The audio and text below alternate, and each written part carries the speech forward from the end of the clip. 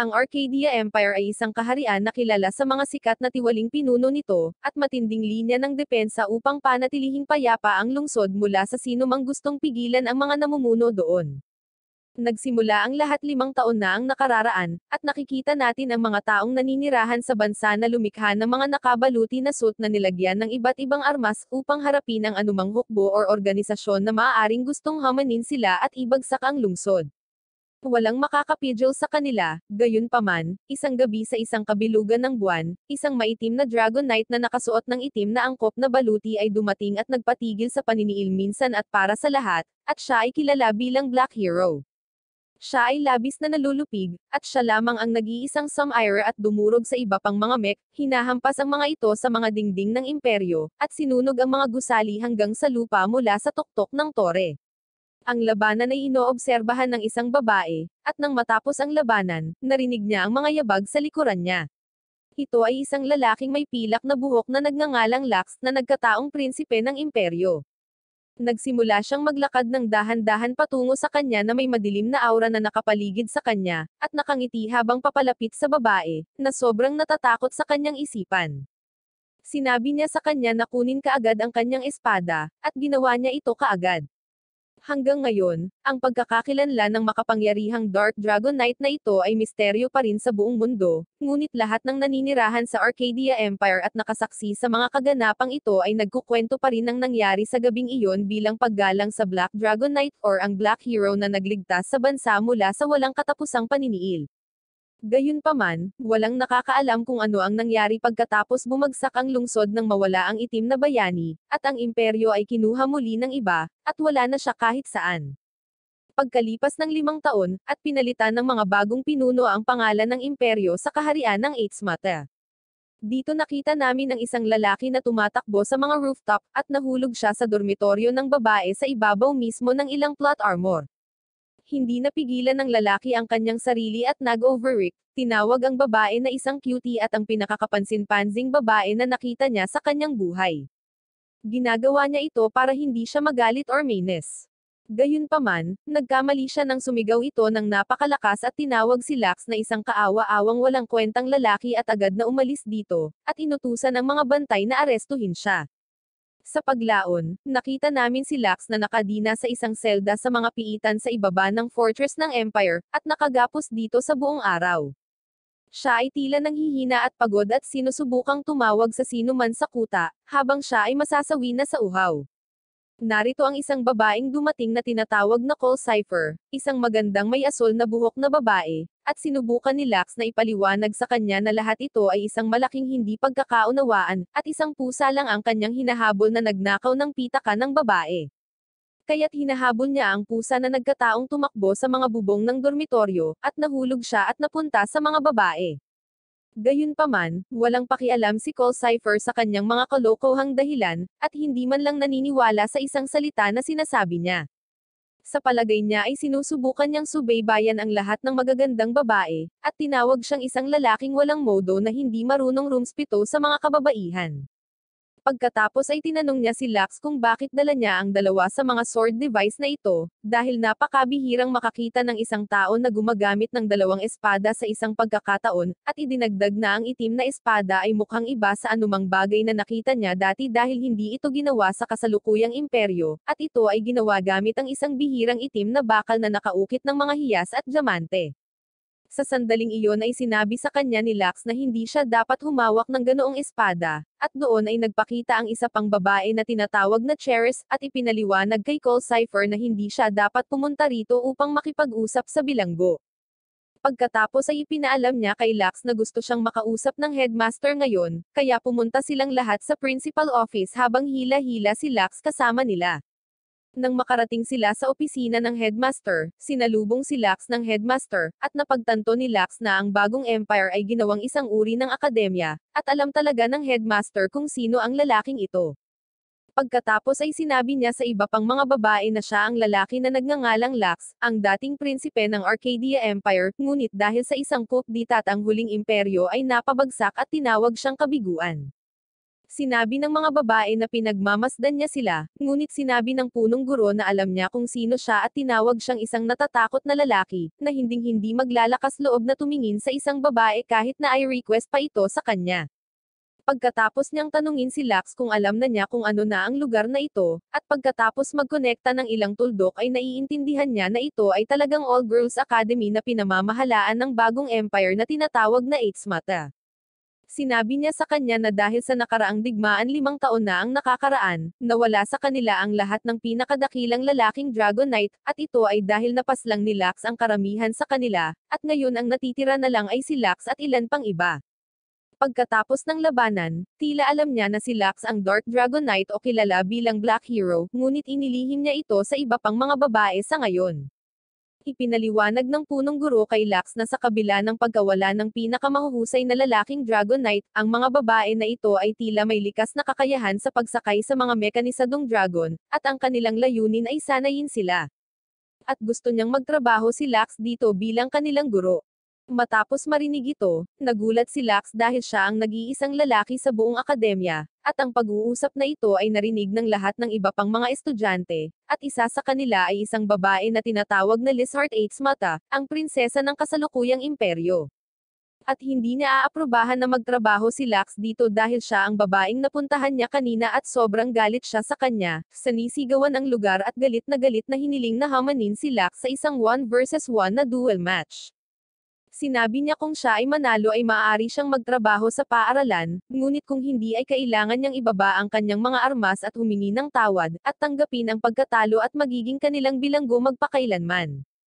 Sinabi ng punong guro kay Lux na hindi siya bahagi nito at ang kanyang parusa ay nasa kamay ng prinsesa, kaya dapat niyang tanggapin ang tunggalian. Lahat ng iba pang mga babae ay nasa sabik dahil si Lizheart ay kilala bilang ang pinakamalakas na estudyante, at hindi sila makapaghintay na makita niyang pahirapan niya ang isang lalaki at ipahiya ito. Ngunit sinabihan sila ng headmaster na hindi sila dapat masyadong matuwa dahil sikat si Lux sa pagkapanalo sa Imperial Tournament mula sa huling Empire, at binigyan pa ng palayaw na undefeated champion na nagpapatawa kay Lux dahil siya ay talagang isang makajos na Dark Dragon Knight ngunit walang sino man ang alam ito.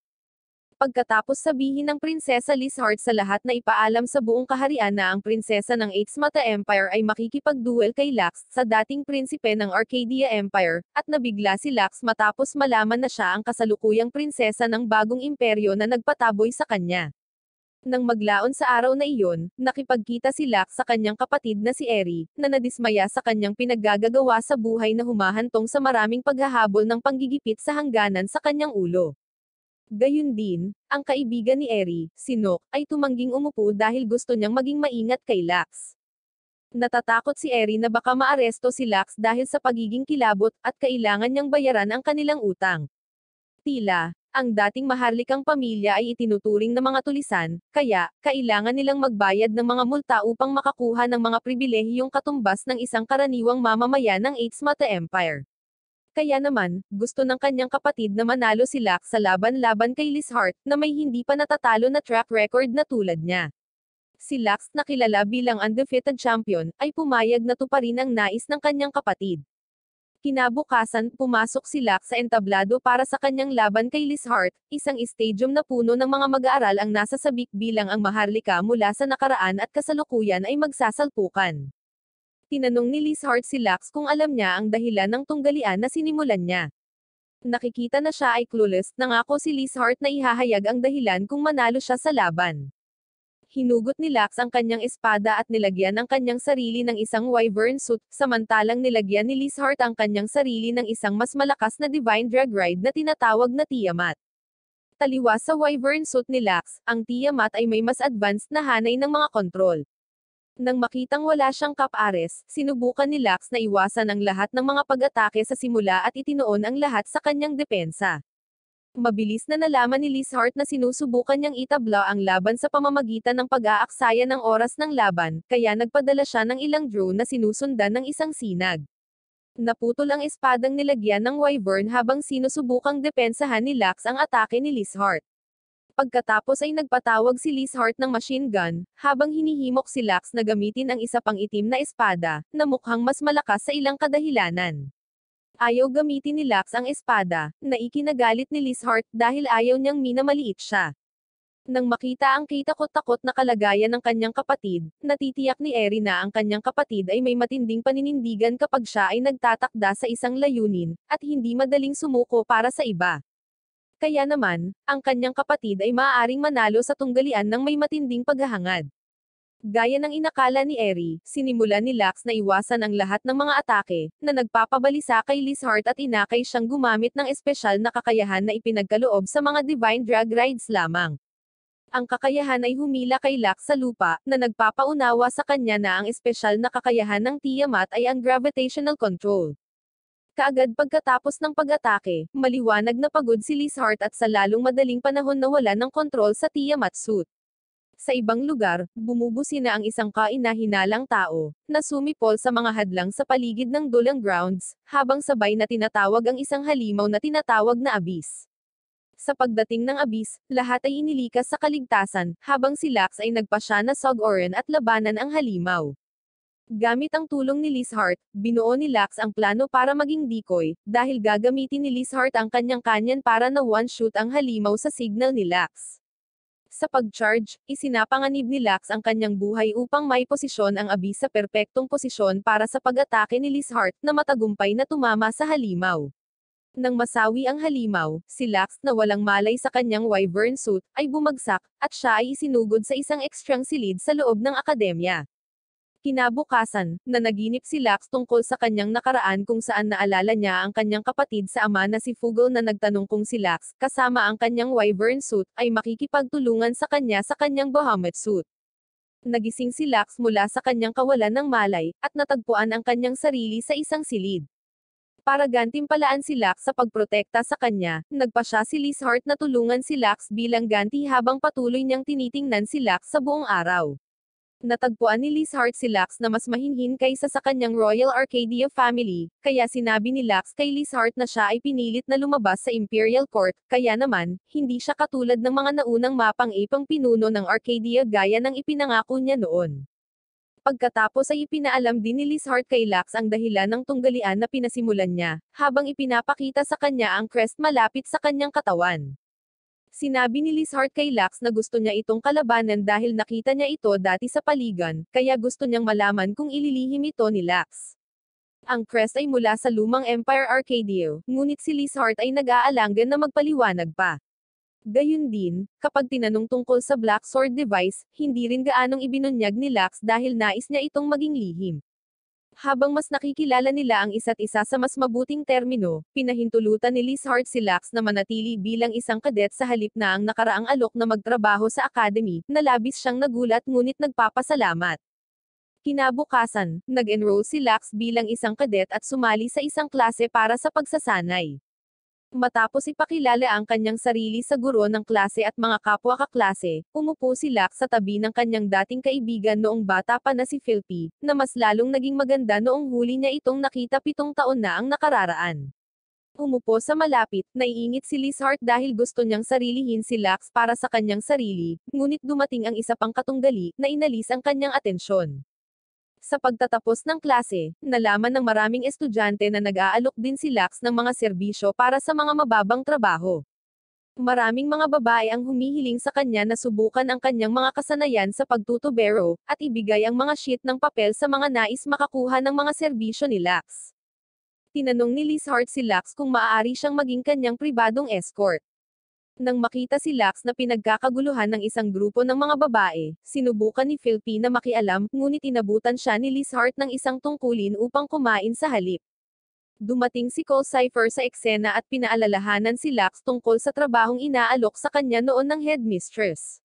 Matapos dalhin si Lux sa kaligtasan, sinabi sa kanya ni Cole Cypher na nag-imbento siya ng dahilan para makatakas siya. Bilang pagbabayad, hiniling niya kay Lux na bantayan ang Black Dragon Ride Knight aka ang itim na bayani, dahil may negosyo ito sa kanya. Nang maglaon, habang natutulog, muling napanaginipan ni Lux ang kanyang nakaraan kung saan sinabi sa kanya ni Fugal na malapit nang maging bahagi si Philpy ng isang eksperimento ng tao ng Arcadia Empire. Nagising siya at nakita niya ang kanyang sarili sa tabi ni Philpy, na lalong nagpabalisa at nagpamula sa mukha ni Lux. Si Tina, na dumaraan, ay nagkakalat ng tsismis ng hindi magandang nakita sa lahat sa paaralan. Sa lunch break, tinuturuan muli ni Eri si Lax tungkol sa kanyang mga aksyon at umalis na naiinis. Kinalaunan sa araw na iyon, pumunta si Lax sa workshop ni Lizheart dahil dati siyang nagpadala ng kahilingan para sa trabaho para kay Lax. Pagpunta doon, ipinakita ni Lizheart kay Lax ang kanyang wyvern suit na inayos ng walang iba kundi siya. Gusto niyang gawin ito dahil si Lax ay bahagi ng Chivalric Order ng paaralan. Ang Chivalric Order ay isang unit ng espesyal na puwersa na binubuo ng mga kadit na hinahangaan ang mga kasanayan. Nangako si Lax na tutulungan si Lizheart sa pagbuo ng mas mabuting imperyo ng Eights-Mata mula sa mga labi ng nabigong imperyo ng Arcadia. Habang ang formal na pagdiriwang para sa Chivalric Order ay gaganapin pagkaraan ng ilang panahon, si Lizheart bilang kanyang pribadong escort, ay dinadala si Lax sa paglalakad upang sila ay magbuklod sa isa't isa bilang kapwa-miyembro ng Chivalric Order. Nakarating sila sa isang mamahaling restaurant, at sinubukan ni Lizheart na pumasok. Alam ni Lax na magiging malaki ang bill dito, at hiniling kay Lizheart na ilibre muna siya para sa kanilang pagkain. Naguguluhan, biglang sinubukan ni Lizheart na maging inosente sa pamamagitan ng pagtatanghal ng paghahanap ng kanyang pitaka. Alam niyang mas gugustuhin ni Lizheart na masawi kaysa ialok ang kanyang pitaka. Si Lax bilang isang alpha male ay nag-aalok sa kanya ng pastry mula sa isang panaderia sa malapit. Nang maglaon sa araw na iyon, si Lizheart ay nagkwento kay Lax at sinabi sa kanya kung paano siya nahuli 5 taon na ang nakakaraan ng lumang empire, at inilagay ang crest sa kanyang tiyan.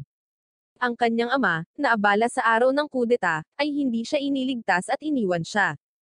Pakiramdam niya ay hindi siya karapat-dapat na maging reyna dahil noon ay gusto ng kanyang makasariling-sarili na isakripisyo ng kanyang ama ang bansa para iligtas siya. Gayunpaman, bilang ang tanging nabubuhay na miyembro ng pamilya Eights-Mata, wala siyang pagpipilian kundi maging reyna lamang. Sa gabi, nalulungkot si Lax para kay Lizheart dahil hindi rin siya tulad ng prinsipe. Nakatulog siya at inaalala ang nakaraan kung saan pinaslang ng kanyang kapatid na si Fugol ang maraming tao laban sa mungkahi ni Lax. Ang kanyang kapatid na lalaki ay tumawa habang siya ay pumaslang ng mga tao ng walang kahirap-hirap nang hindi gumagamit ng horn whistle upang ipatawag ang maraming abis. Biglang nagising si Lax sa tunog ng kampana sa malapit. Nagmamadaling lumabas si Lax kung saan nakita niya ang kanyang guro sa paaralan na nag-uutos sa mga kadit tungkol sa pag-atake ng abis sa malapit. Bilang miyembro ng Chivalric Order, si Lizheart kasama ang ilang iba ay tumungo sa eksena, samantalang inutusan ni Cole Cypher si Lax na manatili sa academy dahil hindi pa siya opisyal na sumali sa Chivalric Order. Si Philpy, na nasa academy din, ay nagpaalam kay Lax tungkol sa tunog ng isang horn whistle. Samantala, si Lizheart na ngayon ay papalapit na sa abis, ay nakarinig ng tunog ng sipol na nagiging sanhi ng maraming abis na lumabas mula sa slime sa ibaba. Isang taksil mula sa hanay ng Eights-Mata Empire ang sumali sa panig ng Abyss Group. Inihayag niya ang kanyang sarili bilang Reggie, ang Chivalric Order Captain ng Guard mula sa nakaraang Arcadia Empire. Hinaipa ni Reggie ang horn whistle na nagiging sanhi ng kayag ng Abyss na atakehin ang counterforce team mula sa Eights-Mata Empire. Si Nook ay nagmamadaling bumalik sa akademya upang magbigay ng ulat sa katayuan tungkol sa sitwasyon. Nalaman na ang koponan ay nasa isang malalang sitwasyon. Nagpasya si Lax na lumabas para tumulong sa pakikipaglaban sa kawan ng abis. Hindi nagtagal ay napagtanto ni Lizheart na ang dami nila ay hindi na kayang makontrol. Habang siya ay okupado sa Abyss Horde, hinampens ni Reggie si Lizheart sa lupa. Higit pa rito, isang rebeldeng hukbo ng lumang imperyo ang tumungo sa pinangyarihan, na nagdaragdag ng bilang ng mga kaaway ng maraming beses. Sa piloto ng kanyang wyvern suit, narating ni Lax ang larangan ng digmaan kung saan nahanap niya si Reggie na sinisira ang armor ni Lizheart na inilantad ang crest sa kanyang tiyan. Natuwa, sinabi ni Reggie kay Lizheart na siya ang nagsunog ng crest sa kanya. Tumanggi na muling atakihin, inihagis ni Lizheart ang kanyang espada kay Reggie, na dumampi sa kanyang pisngi. Galit na galit, sinubukan ni Reggie na tapusin si Lizheart ngunit sinaklolohan siya ni Lax at itinulak si Reggie. Gayunpaman, ang wyvern armor ay napinsala sa proseso, kaya't inilabas niya ang kanyang itim na espada na ikinagulat ng lahat. Ipinatawag niya ang Bahamut na siyang Black Dragon Ride mula sa kudeta mula 5 taon na ang nakakaraan. Napagtanto ni Cole Cypher, na nakatingin sa malayo, na si Lax ay walang iba kundi ang itim na bayani na kanyang hinahanap. Gamit ang Bahamut, tinapos ni Lux ang mga puwersa ng kaaway na parang mga lamok. Si Reggie, na alam na ngayon na si Lux ay isang prinsipe ng nakaraang Arcadia Empire, ay hinihiling na malaman kung bakit naging taksil si Lux sa kanyang imperyo. Gayunpaman, hindi na siya pinansin ni Lux at sinunog ang kanyang Dragon Ride suit hanggang sa maging alikabok na siyang naging panalo sa laban. Kinabukasan, isang party ang ginanap ng akademya para sa mga nagawa ni Lux.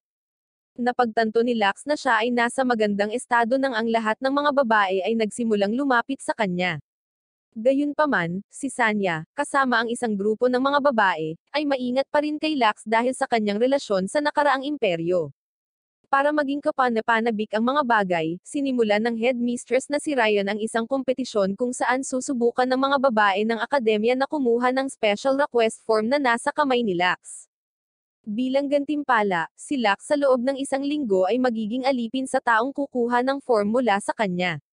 Si Lux na may isang oras para magtago at iwasan ang mga babae, ay sumugod sa labas para sa kanyang buhay dahil maraming babae ang gustong sumunggab sa kanya na nag-aalok sa kanya ng proteksyon. Dinala ni Lizheart si Lux sa kanyang bodega. Habang siya ay naliligalig, si Lizheart ay sinakay si Lux gamit ang kanyang drag ride at sinubukang bitagin siya sa pagbibigay ng form. Habang nakulong si Lux, nagsimulang magkaroon ng maruming pag-iisip si Lizheart.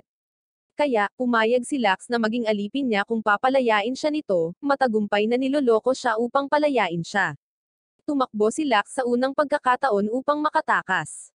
Nang maglaon, nagtago si Lux malapit sa isang bush ngunit hindi nagtagal ay nalaman niyang sinundan siya ni Philpy na sinuhulan ng cake ni Lizheart. Dahil sa gutom, hinarap ni Philpy si Lux bago niya makuha ang form na nahulog sa lupa. Mabilis na kinuha ni Lux ang form at tumakbo palayo may 10 minutong natitira sa kompetisyon. Si Lux ay nagtatago sa silid ng pagpapalit ng academy. Muli siyang pinagpala ng mga anime gods dahil kinailangang magpalit ng damit ang isang squad ng mga babae. Nagpa siya si Cole Cypher na pumili ng isang libro mula sa mga stand sa harap, at napansin niya ang pagtingin ni Lux sa kanya para sa mga layunin ng pananaliksik. Nagpa siya si Cole Cypher na paalisin ang iba pang mga babae upang hindi nila makita si Lux. Kapag umalis na sila, inutusan siya ni Cole Cypher na magpakita ng sarili, na pagtanto na tapos na ang oras ng kompetisyon. Inabot ni Lux ang form kay Cole Cypher, na na-realize na 10 steps na pala siya sa unahan niya. Tila, ginawa ni Cole Cypher na tila nauuna ng ilang minuto ang orasan kaysa sa aktwal na oras, kaya naman, nakuha niya ang form ni Lux habang pinaniniwalaan siyang tapos na ang oras ng kompetisyon kahit hindi pa. Si Lux ay bumagsak sa dalamhati, at si Cole Cypher ay humihingal na bamulong tungkol sa kanyang utos na gagawin siyang kasintahan. Nang maglaon sa araw na iyon, tinawag ng punong babae na si Ryan sina Eri at Lux. Pinakita sa kanilang dalawa ni Headmistress Ryan ang horn whistle na nabawi niya sa kasakiman ni Reggie sa laban noon. Napagtanto niya na ang horn whistle ay nakuha mula sa kailaliman ng mga guho, kaya, malapit na niyang ipadala ang chivalric order upang siyasatin kung ang horn whistle ay isang susi sa mga ruins or hindi. Pagkatapos ng pulong, si Eri, na naghihinala kay Cole Cypher, ay nagnanais ng mabuti kay Lux para sa papel ng kanyang kasintahan kay Cole Cypher, dahil siya ay isang transfer student mula sa bansang tinatawag na Ymir. Pakiramdam ni Eri ay may tinatago si Cole Cypher. Kinabukasan, nakipagkita si Lux kay Cole Cypher na nagsabi sa kanya na isa nga siyang transfer student, at anak ng isang count mula sa theocratic country ng Ymir. Nakarating siya sa Eights-Mata dahil gusto ng kanyang pamilya na maghanap siya ng potensyal na mataas na ranggo na manliligaw, upang makakuha ng mga benepisyong pampulitika para sa kanyang bansa. Dahil dito, sa ilang araw, isang mayordomo mula sa kanyang pamilya ang susuriin ang progreso ng paghahanap ng manliligaw kay Cole Cypher. Gayunpaman, sa kasalukuyan ay ayaw niyang magpakasal dahil may layunin siyang matupad bago ang kasal. Kaya naman, gusto niyang gampanan ni Lux ang papel ng kanyang kasintahan upang pigilan ang mayordomo sa pag-anunsyo ng kanyang kasal. Nagbanta siyang isisiwalat ang kamakailang kalokohang ginawa ni Lux kung hindi siya gumanap bilang boyfriend. Sa malapit, naging bitter si Lizheart nang makita si Lux bilang kunyaring nobyo ni Cole Cypher.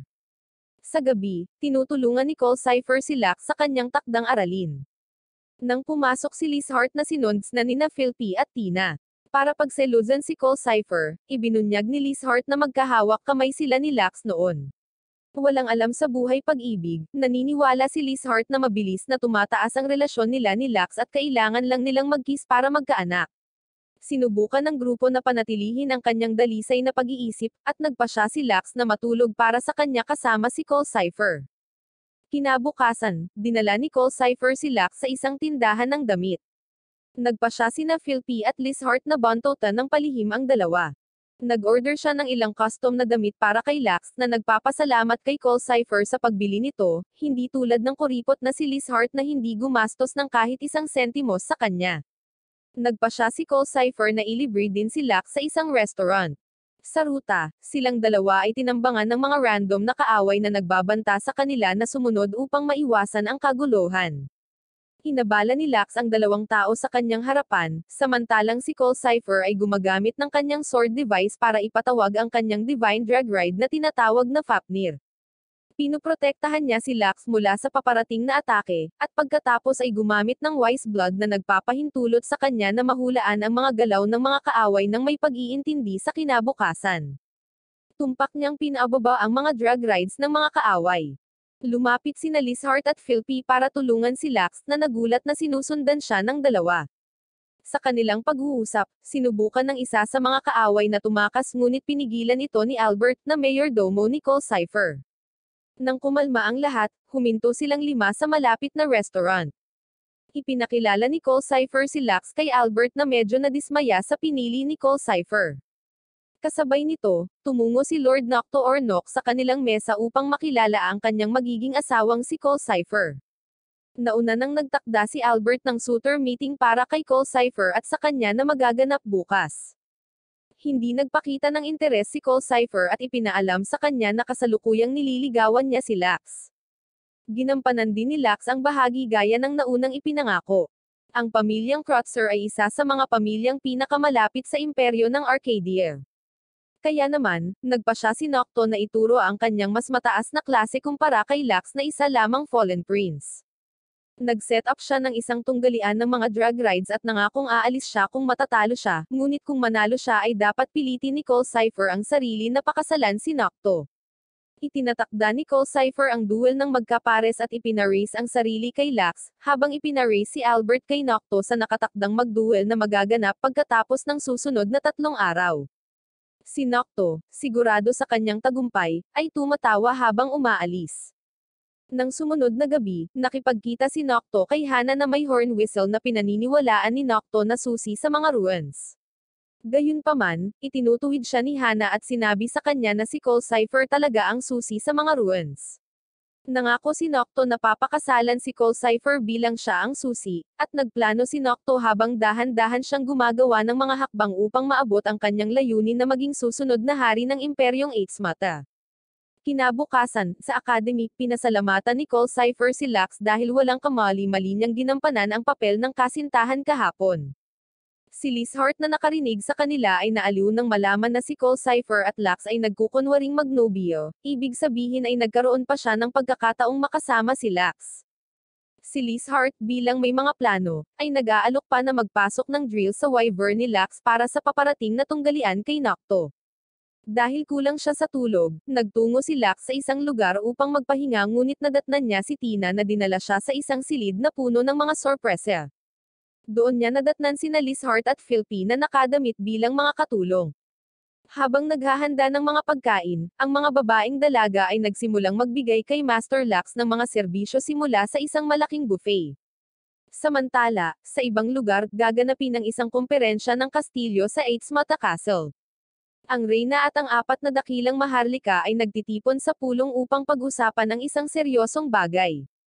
Sa bawat pagkasira, mayroong isang natatanging malakas na abis na kilala bilang Ragnaroks. Ang isa sa mga Ragnarok na tinatawag na Poseidon ay sinusubukang bumangon mula sa fossilized na estado nito, na ginagawa itong isang agarang bagay na dapat alalahanin. Bago ito magising, nagpasya ang mga maharlika na iwasan ang krisis sa pamamagitan ng paghahanda sa kanilang sarili para sa paggising nito. Si Wagner, isa sa Great Four Nobles, ay ibinigay sa kanyang anak na si Nocto ang trabaho ng pag-iimbestiga sa mga ruins sa pagtatangkang hanapin ang malalakas na sandata na maaaring gamitin upang labanan si Poseidon. Sa academy, tinipon din ni Ryan ang mga kadit upang ipahayag ang mga pagsisiyasat na plinano niya kanina, upang maabot ang kailaliman ng mga guho gamit ang horn whistle bilang susi. Higit pa rito, pinagkakatiwalaan ni Ryan si Lux sa horn whistle. Napansin ni Lux si Cole Cypher sa pulong at kalaunan ay nakipagtagpo siya sa kanya kapag natapos na ito. Sinabi sa kanya ni Cole Cypher na sasali siya sa misyon sa kabila ng pagiging transfer student. Ipinaliwanag ni Cole Cypher na ang misyon ay isang pagkakataon na matupad niya ang kanyang layunin, na hindi pa rin alam ni Lux. Mamaya ay tumungo si Lux sa paligan upang magpahinga bago ang paparating na ekspedisyon sa ruins. Gayunpaman, gaya ng nakasanayan, nakita ni Lux si Philby na nakaharap sa kanya. Si Lux ay nabalisa at nagsimulang umalis, ngunit hiniling ni Philby sa kanya na pakalmayan ang kanyang sarili dahil sila ay magkaibigan. Nakipag-eye contact si Lux kay Philby bago maalala ang mga pahayag ng panliligalig sa kanyang ulo. Dahil sa takot ay nagsimula siyang umalis ngunit sa lalong madaling panahon na pagtanto na si Philby ay nagsisimula ng makatulog. Kaya naman, sinubukan niyang buhatin siya mula sa tubig. Habang binuhat siya, napansin ni Lux na nawala ang isang galo sa likod ni Philby. Noong nakaraan, nakakuha siya ng isa. Gayunpaman, hindi naaalala ni Philby ang anumang peklat habang si Lux ay malinaw na naaalala ito. Habang nalilito, agad na napagtanto ni Lux na siya ay nawalan ng malay dahil ang lahat ng kanyang dugo ay napunta sa kanyang ulo. Kinabukasan, lahat ng mga kadit ay nagtitipon habang ipinapaalam sa kanila ng guro ng klase ang layunin ng kanilang paglalakbay sa ruin. Gayunpaman, hindi nagtagal ay nabigla sina Cole Cypher, Liz Hart, at Lux nang malaman na magiging espesyal na kalahok si Nocto sa kanilang investigasyon.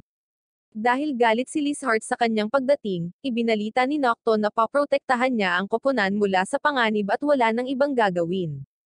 Mamaya lahat sila ay tumungo sa ruin gamit ang kanilang mga rides. Habang papalapit sila, nakasalubong nila ang isang abis na tinatawag na Diablo. Nagmamadali ang abis patungo kay Nook ngunit pinoprotektahan siya ni Lux. Si Nocto ay umatake patungo sa abis ngunit ito ay lumipad habang ang lahat ng iba pang mga kadit ay inaatake ito. Si Cole Cypher, sa tulong ng kanyang Divine Ride, ay gumagamit ng Divine Ability ng Wise Blood at tumpak na pinapalamig ang kamay ng abis. Si Nocto, gamit ang kanyang Divine Ride, ay umatake sa abis sa pagpapakita ng kanyang hindi kapani-paniwalang kapangyarihan. Hinahamon ni Nocto si Lux sa isang karera ng pagpaslang sa abis. Kung mas maraming abis ang mapuksan ni Lux kaysa sa kanya, ipapatigil niya ang tunggalian na gaganapin bukas. Sa malapit, muling sinubukan ng abis na hampasin sila. Sinubukan ni Cole Cypher na supilan ito gamit ang Wise Blood ngunit hindi niya nahulaan ng tumpak ang mga galaw ng abis.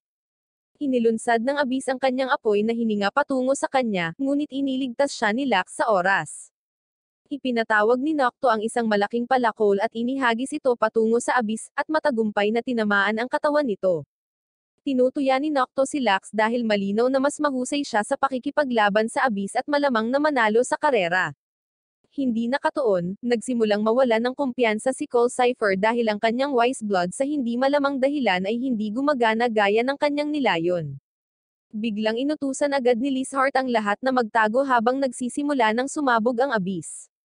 Lahat ay nagtatayo ng harang ngunit napansin ni Lux na nawawala ng kontrol si Cole Cypher. Higit pa rito, ang pagkasira ay nagsisimulang lumiwanag at bumukas. Sa isang saglit na desisyon, pinoprotektahan ni Lux si Cole Cypher gamit ang kanyang wyvern habang nilamon siya ng pagsabog na dinala siya at ni Cole Cypher sa mga ruins. Dahil sa impact, nagsimulang mag-flashback si Lux kung saan pumunta si Fugal upang suriin siya pagkatapos niyang gumamit ng bagong explosive technique, habang ginagamit ang drug ride ni Fugal, ang Bahamut. Matapos mamulat, napagtanto ni Lux na siya ay nasa hindi kilalang lugar. Sinabi sa kanya ni Cole Cypher na nakapasok sila sa loob ng ruin kaya dapat silang mag-ingat. Nagsimula silang magtungo sa altar sa gitna ng ruin dahil naniniwala si Cole Cypher na lahat ay naruroon doon. Sa kanilang paglalakbay, si Cole Cypher ay nagsimulang mapagod mula sa labanan bago at nagpupumilit na maglakad. Iminumungkahi ni Lux na magpahinga sila, ngunit muling binanggit ni Cole Cypher ang tungkol sa kanyang layunin at ang ilang mga pagkakataon na kailangan niyang matupad ito. Kaya naman, inalok siya ni Lux ng tulong at pinapasan ang kanyang bigat habang inakbayan siya. Tinanong ni Lax si Cole Cypher kung bakit niya hinahanap ang itim na bayani na talagang si Lax. Inihayag niya na kahit sino ang driver, ang isang drug ride ay may limitasyon sa kung gaano katagal ito na maaaring magamit. Gayunpaman, ang itim na bayani ay tila isang outlier sa naturang kaso kaya naniniwala siya na ang itim na bayani at siya ay pareho, at nais na makilala siya. Sa ngayon, hindi niya naaalala na si Lax ang itim na bayani. Pag-abot sa altar, naniniwala si Cole Cypher na sila ang unang dumating dahil walang ibang tao. Napagtatanto na kailangan nila ng isang susi upang ma-access ang kailaliman ng mga ruins, at sinubukan ni Lax na gamitin ang horn whistle na ibinigay sa kanya, ngunit sa lalong madaling panahon na pagtanto na ang altar ay kumikinang sa pamamagitan ng presensya ni Cole Cypher lamang. Pagkatapos ay ibinunyag ni Cole Cypher ang lihim na itinatago niya sa lahat sa buong panahon.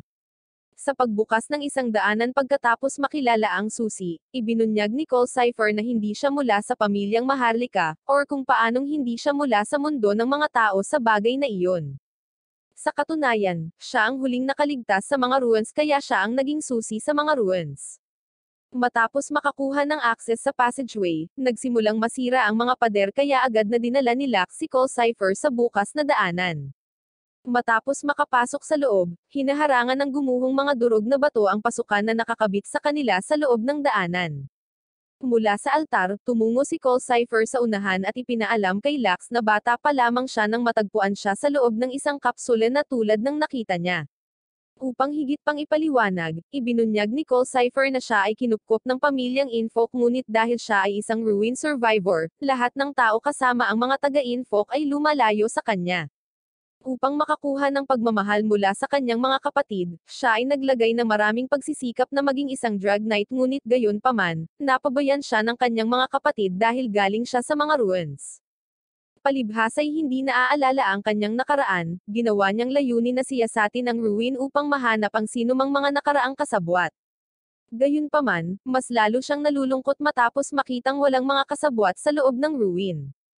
Dahil sa panlulumo, tinawag ni Cole Cypher ang kanyang sarili na walang silbi ngunit ang bidang si Lax ay agad na kumilos, habang hawak niya ang kanyang mga kamay at tulad ng isang ginoo na nagsasabi sa kanya na siya ay mahalaga sa kanya dahil siya ang kanyang numero unong babaeng kaibigan. Habang naaalis ang awkwardness, sinubukan ni Cole Cypher na pawiin ang tensyon sa pamamagitan ng pabirong pagtawag sa buong kwento na isang panloloko na ikinahihiya ni Lax. Naintriga sa mapanlinlang at mabait na pag-uugali ni Lax, tinanong ni Cole Cypher si Lax kung bakit siya may napakalambot ng puso at mabait sa iba, kahit na siya ang prinsipe ng kasumpa-sumpa na dating imperyo. Para masagot ang tanong ni Cole Cypher, binalika ni Lax ang kanyang malupit na nakaraan kung saan siya at ang kanyang ina ay pinalayas ng kanyang ama sa Imperial Court dahil pinuna ng lolo ni Lax ang kanyang mga patakaran. Mula nang sila ay pinalayas, ang mga tao ng dating imperyo at ang royalty ay parehong hindi nagbigay ng tulong na kalaunan ay nagresulta sa kalunos-lunos na pagkasawi ng ina ni Lax. Matapos makitang nasawi ang kanyang ina sa kanyang sariling mga kamay, nagalit si Lax sa lahat ng tao sa paligid niya ngunit ang kanyang galit ay dinala sa kabaitan ni Philby, na dumating upang tulungan si Lax sa kanyang pinakamadilim na panahon. Naantig sa madilim na nakaraan ni Lax at kung paano niya ibinuhos ang kanyang galit, tinanong ni Cole Cypher si Lax kung tutulungan niya siya ba ay magiging prinsipe ng bagong imperyo. Ngunit bago pa makasagot si Lax, lumabas si Lizheart gamit ang kanyang drug ride na may naka-install na drill na nagpapatunay na medyo kapaki-pakinabang ang drill. Pagkatapos na makagambala sa kanila, si Lizheart ay namumula nang sabihin niya kay Lax na mas mabuting wala silang ginawa ni Cole Cypher habang silang dalawa ay nag-iisa. Sa sobrang inosente para sa mundong ito, hindi naiintindihan ni Lax ang mga salita ni Lizheart na lalong nagpahiya kay Lizheart. Kinabukasan, nakipagkita si Lax sa kanyang kapatid na si Eri na pinapagalitan siya dahil sa pagiging walang ingat. Pagkatapos na pag-alitan, inabutan ni Eri ng herbal tea si Lax at sinabihan siyang magpahinga dahil may nalalapit siyang tunggalian kay Nocto. Habang nalalapit ang oras ng tunggalian, napag-alaman na ang herbal tea ay may pampatulog.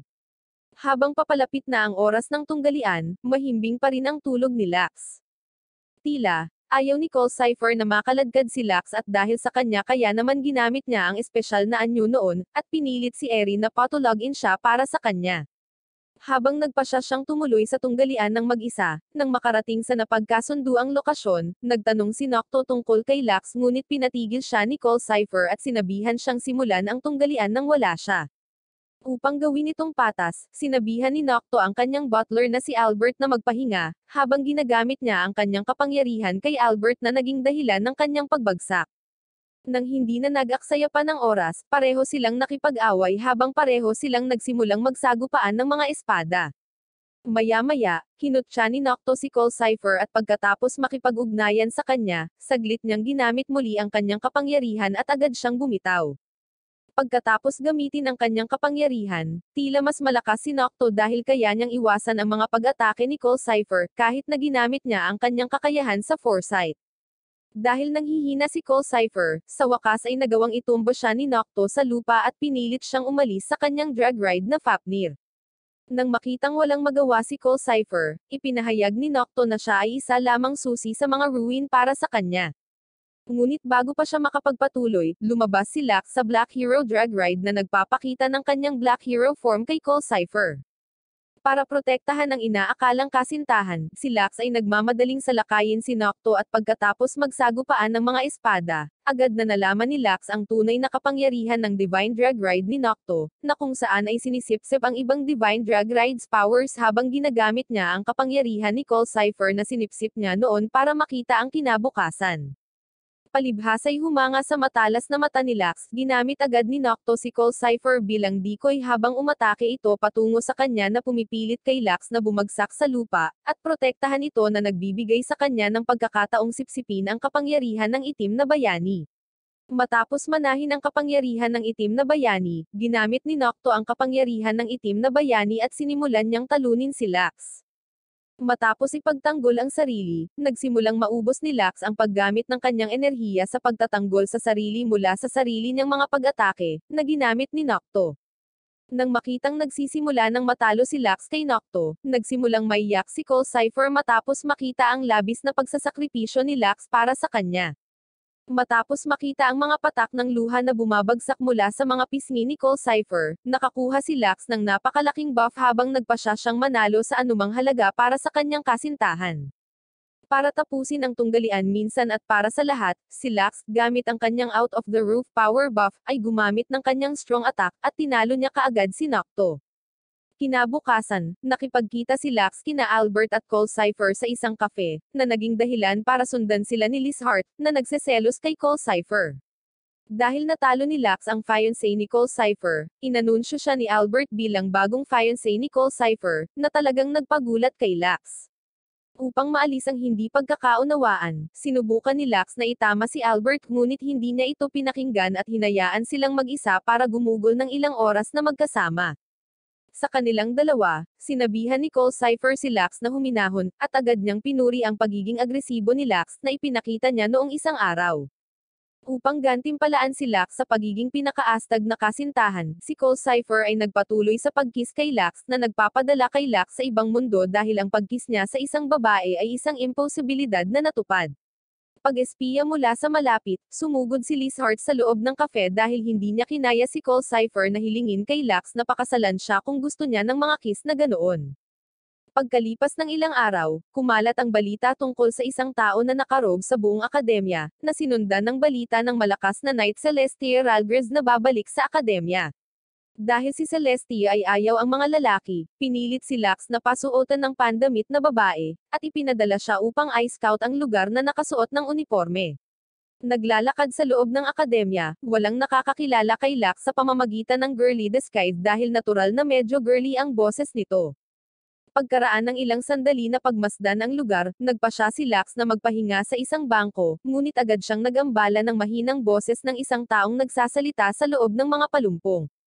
Sa isang mas malapit na pagsisiyasat, nakita ni Lux ang isang blonde-haired na babae na nakikipag-usap sa isang pusa tungkol sa isang bagay.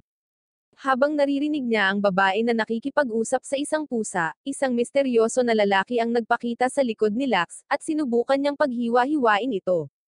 Dahil sa sigaw ni Lux, kumilos ang blonde na babae at tumayo sa harap ni Lux at sinabihan ang misteryoso na lalaki na umatras.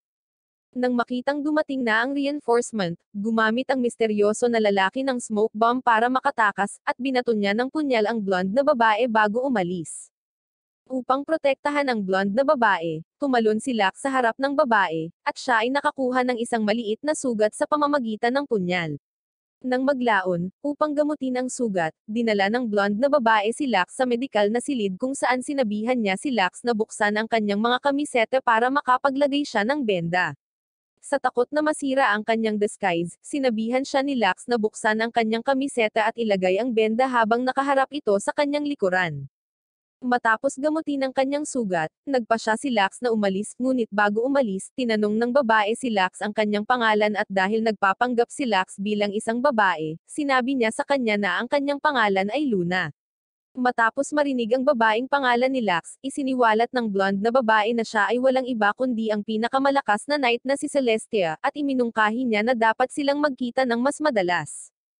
Kinabukasan, si Locke ay sinunggaban ni Nicole Cypher at Liz Hart, na parehong gustong maging kanila si Locke.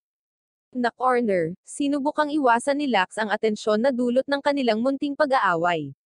Nang gabing iyon, sa ibang lugar, nagtungo si Hana sa selda ng kulungan ni Nocto dahil kahit papaano ay nakaligtas si Nocto sa pag-atake mula kay Locke, at siya ay nasa selda na ngayon. Sa pag-aakalang siya ay nasadyap, nagpasalamat si Nocto kay Hana sa paglusot sa loob. Gayunpaman, hindi nagtagal ay ipinakita ni Hana ang kanyang masamang intensyon habang ginagawa niyang abis si Nocto para sa pagkatalo laban kay Locke. Mula sa katabing selda, si Reggie ay natatakot na nanunood habang si Nocto ay nagiging isang abis. Bumalik sa academy, inihanda ni Locke ang kanyang sarili upang harapin si Celestia nang walang anumang pagbabalat kayo. Gayunpaman, kumatok si Tina sa kanyang pintuan at ipinaalam sa kanya ang tungkol sa pakikipagkita ni Celestia sa punong guro. Nagmamadali silang dalawa na tumungo sa punong guro kung saan natagpuan ni Locke si Celestia, na hindi kinikilalang siya si Luna, na humihingi ng pagpapatalsik sa kanya. Galit na galit si Liz Hart sa mga pananaw ni Celestia at sa halip ay nagsusulong na panatilihin si Locke sa academy. Pagdating ni Locke sa pulong, pinasalamatan siya ni Celestia sa tulong na ibinigay niya sa kanyang pagkawala. Gayunpaman, naniniwala siya na oras na para umalis si Locke sa akademya dahil ang pag-enroll ng isang lalaki sa isang all-girls academy ay isang paglabag sa isang patakaran. Tinanong ni Locke si Celestia kung makakatulong siya sa pagtalo sa Ragnarok Poseidon. Sa paniniwalang sapat na siya, tumanggi si Celestia sa tulong ni Locke. Nang makitang nagtatalo sina Locke at Celestia, iminungkahi ng punong guro na magkaroon sila ng tunggalian kung saan ang mananalo ang magpapas siya. Sa paniniwalang ang mga duel ang tanging paraan upang maabot ang isang kasunduan, sina Celestia at Locke ay sumang-ayon na duel pagkatapos ng sesyon ng pagsasanay sa Ray Island. Nang maglaon sa araw na iyon, si Sanya, ang may itim na buhok na babae noon, ay kumatok sa pintuan ni Celestia at nagtanong kung ano ang gagawin niya kay Locke. Sa pagtiyak ni Sanya, sinabi sa kanya ni Celestia na sisiguraduhin niyang ilalayo niya si Locke sa paaralan dahil ito ay para sa kanyang kapakanan. Lumipas ang oras nang makarating silang lahat sa Ray Island, lahat ay agad na nagsasanay dahil si Celestia ang instructor, at mahigpit siya sa pagsasanay. Pagkatapos ng nakakapagod na pagsasanay, nakipagkita si Locke kay Ceres dahil gusto niyang pumasok sa Luna na disguise dahil dinala niya ang disguise hanggang sa Ray Island. Bago niya muling maipagpalit ang kanyang kasarian, nagambala siya ni Ceres na nagsabi sa kanya na si Celestia ang tumatawag sa kanya. Pagdating sa kwarto ni Celestia, nakita ni Locke si Celestia na kulang ng suot at naghihintay ng masahe. Dahil isang may kulturang Ginoo, agad na humiga si Locke sa kama sa tabi ni Celestia, at sinimulan niya itong imasahe. Pagkatapos ng masahe, sinabihan ni Celestia si Locke na buksan ang lampara dahil gusto niyang magbihis. Sa sobrang pagkataranta, sinuot agad ni Locke ang girl uniform na dala niya, at mabilis siyang nag-disguise bilang Luna. Nang makitang minamasahe siya ni Luna sa buong oras, tuwang-tuwa si Celestia, at inanyayahan niya si Luna na magkita bukas sa isang parke. Matapos tanggapin ang kanyang imbitasyon, si Locke ay nagmamadaling lumabas ng silid para lamang matagpuan ang kanyang sarili laban kay Sanya, na nagsimulang maglabas ng kanyang espada dahil hindi pa niya nakikita si Luna. Para iligtas si Locke kay Sanya, si Cole Cypher na nasa malapit ay nag-imbento ng cover para kay Locke at sinabi kay Sanya na kasama niya si Luna. Pagkatapos ng mga bagay-bagay, matutulog na si Lux, ngunit ang kanyang pagtulog ay inistorbo ni Philby, na nagpapakita sa loob ng kanyang silid sa kalagitnaan ng gabi na nakasuot ng pantulog. Nagulat sa biglang pagsulpot ni Philby, sinabi ni Lux kay Philby na maling kwarto ang napuntahan niya, at nasa ibang lugar ang dorm ng mga babae. Hindi pinansin ang mga salita ni Lux, niyakap ni Philby si Lux at sinabi sa kanya na hindi niya hahayaang paalisin siya ni Celeste palabas ng akademya, na nagpainit din sa puso ni Lux dahil palagi silang magkatabi. Kinabukasan, nag-disguise si Lux bilang si Luna at nakipagkita kay Celestia, na dinala siya sa isang tindahan ng mga damit na pang-swimming ng mga babae. Dahil sa takot na masira ang kanyang disguise, nagmamadaling lumabas si Lux sa tindahan, na nagpapaniwala kay Celestia na hindi siya isang mabuting nakatatanda, dahil hindi siya naging maalalahanin sa kanyang nararamdaman. Para masigurado kay Celestia na siya ay isang inspirasyon sa mga juniors, tiniyak ni Lux si Celestia at sinabi sa kanya na siya ay isang senior kung saan ang mga junior ay maaaring tumangala sa kanya. Dahil sa saya, niyakap ni Celestia si Lux at dinala siya sa malapit na parke para kumain ng biskwit ng magkasama at nagsimula silang magbonding. Hindi nagtagal, ibinunyag ni Celestia ang pangunahing maling akala ng mga tao sa kanya, na siya ay namumuhi sa mga lalaki.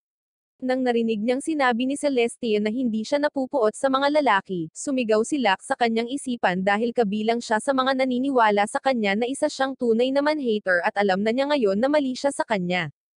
Kinabukasan, nalaman ng pangkat ng patrol na nagtatrabaho para sa Eights-Mata Castle na ang fossilized na Poseidon ay nagising at nakatakas na sa malalim na tubig, na hindi napapansin ang pagtakas ni Poseidon. Ang mga kabalyero ay nagpatuloy sa kanilang mga aktibidad sa Ray Island na malapit. Nagpalit si Celestia at Sanya ng kanilang swimwear para sa swimming practice na magaganap. Habang nagpapalit, sinabi ni Celestia kay Sanya na ang tunay na dahilan kung bakit niya gustong paalisin si Lux ay dahil nahihiya siya sa opposite gender. Hindi naman talaga siya man-hater gaya ng sinabi ni Sanya na sa kanya, pero alam din niyang hindi siya ma-in-love sa mga lalaki dahil kailangan niyang pasanin ang responsibilidad bilang panganay na anak ng duelist na isa sa 4 na dakilang maharlika. Sa beach, nakita ni Lux ang isang magandang tanawin habang ang lahat ng kanyang kasamang babae ay nagsusuot ng mga swimsuit. Gayunpaman, walang maihahambing sa pinakamahusay na babae na si Philby, na tinutokso si Lux sa pamamagitan ng pagbuhos sa kanya ng malamig na tubig. Tumakbo si Lux para lang makatagpo si Lizheart na medyo nag-aalala sa lumalabas na crest niya. Sinusubukang aliwin siya ni Lux, ngunit itinuturing niya itong panliligalig, sinasabi ang kanyang pagiging isang tipikal na lalaki. Hindi nagtagal ay sumama sina Celestia at Sanya sa mga kadit, ngunit nagreklamo kay Ryan pagkatapos nilang mapagtanto na hindi sila nagsasanay or anumang bagay. Itinuro ni Ryan na si Celestia mismo ay walang suot na damit pang training. Si Celestia na ngayon ay naalala na si Luna ang nagmungkahi sa kanya ng bikini na iyon, ay sinubukang hanapin si Luna sa dalampasigan. Gayunpaman, ang punong guro na si Ryan ay walang kilala sa pangalang iyon. Nang makitang hayagang nabuking ang kanyang disguise, kinaladkad si Lux sa kagubatan ni Tina, Nook, at Cheris na nagbigay sa kanya ng isang pares ng pambabae na kasuutan habang inutusan siyang magpanggap bilang Luna. Sa pagtanggi na magsuot ng pangilalim na kasuotan ng babae, tumakas si Lux para lang mabangge si Celestia na halatang asor sa kanyang presensya. Sina Celestia at Sanya ay bumalik sa kampo na lahat ay nabigo matapos hindi makapagpatuloy sa pagsasanay ng grupo. Sa pag-alis ni Celestia, naalala ni Lux ang konserbasyon niya sa kanya noong nakaraang araw habang nakadisguise siya bilang si Luna. Sa pag-uusap na iyon, ibinahagi ni Celestia ang kanyang pagnanais na humingi ng tawad kay Lux dahil sinanay siya ng lolo ni Lux na si Wade na pinaniniwalaan niyang kasalanan niya ang pagkasawinyo. Kaya't gusto niyang ilayo si Lux sa anumang komplikasyon na maaaring magtali sa kanya, dahil dito ay nauulit ang insidente na dati niyang pinagdaanan. Gayunpaman, personal na nararamdaman ni Lux na kailangan niyang manatili sa akademya, at sa gayon ay nagpa siya na ibigay ang lahat laban kay Celeste sa tunggalian bukas.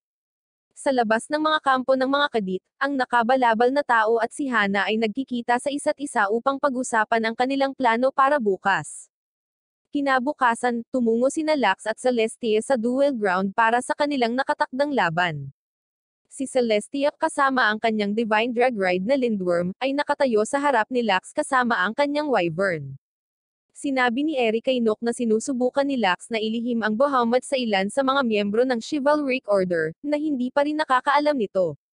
Samantala, sa loob ng masukal na kagubatan, ang nakabalabal na tao ay pinigilan ni Natina at Cheres na nakilala na ang especially iya ay mula sa Hyberg Republic. Ito ay dahil sa mga liham na sinubukang ipadala ng nakabalabal sa Hyberg Republic na naglalaman ng lihim na impormasyon tungkol sa akademya.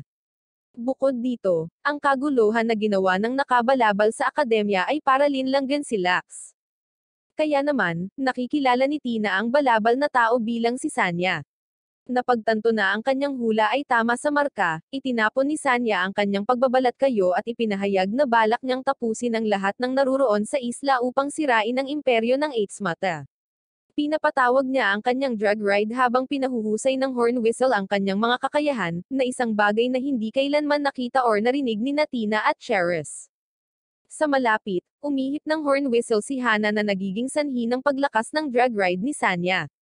Bukod dito, ang Ragnarok Poseidon ay lumabas mula sa lupa, na humadlang sa tunggalian sa pagitan ni Lux at Celestia habang ang iba pang mga kadit ay tumakbo patungo sa kaligtasan.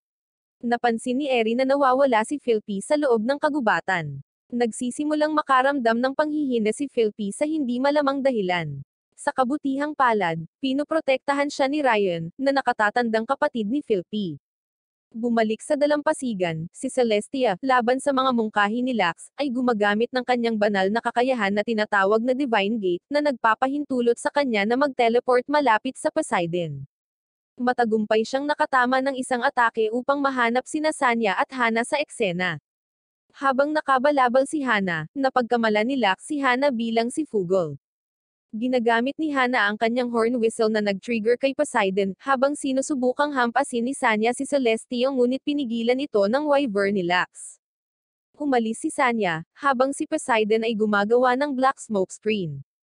Nakatago sa itim na usok, ipinagtapat ni Celestia kay Lux na siya ang may pananagutan sa pagkasawi ng kanyang lolo, na labis niyang pinagsisisihan.